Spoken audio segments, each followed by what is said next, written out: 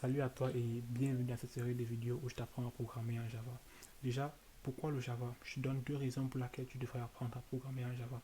La première, c'est que le langage de programmation Java est un langage qui est pris en main par tous les systèmes. Ça veut dire que ce n'est pas dépendant d'un système en particulier. Tu peux programmer sur Windows, après tu peux exécuter ton code sur Linux ou bien un Mac. Ton code n'aura pas de soucis. Deuxième avantage, c'est que euh,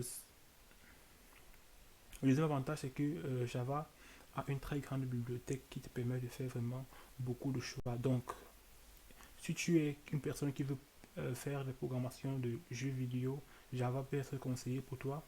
Si tu veux être une personne qui veut faire des programmations, bon, beaucoup plus, des programmes qui sont lourds en général, parce que si le, les programmes qui sont loin en général, Java n'est pas très adapté pour les systèmes emportés. Ça veut dire que si tu veux programmer des trucs comme, par exemple, si tu veux programmer des systèmes de voiture et bien d'autres choses encore, le langage Java n'est pas adapté pour ces choses-là.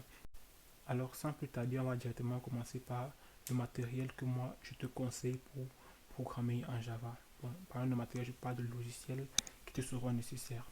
Alors, en tant que débutant, il nous est souvent conseillé de travailler avec des éditeurs de texte tels que Eclipse ou bien IntelliJ, en fait, des gros éditeurs de texte.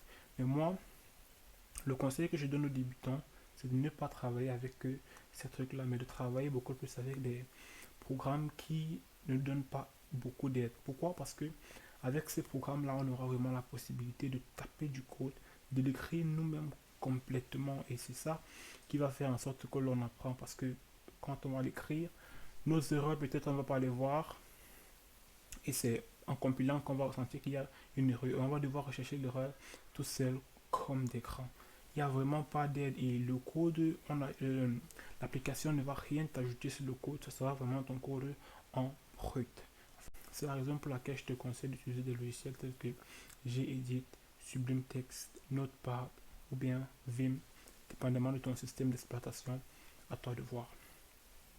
Et je suis un très grand fan de la console. C'est la raison pour laquelle j'aime mieux exécuter mon programme depuis la console. Donc, c'est une question de choix. Et si tu prends la décision d'utiliser l'un des logiciels que je viens de te conseiller, euh, alors la console sera quelque chose que tu vas obligatoirement utiliser. Pourquoi? Parce que euh, ça sera ton unique. Pourquoi? Parce que ce sera carrément ton unique alternative pour compiler ton code avec ces différents logiciels-là. Je vais te montrer aussi les avantages que la console a pour nous les informaticiens.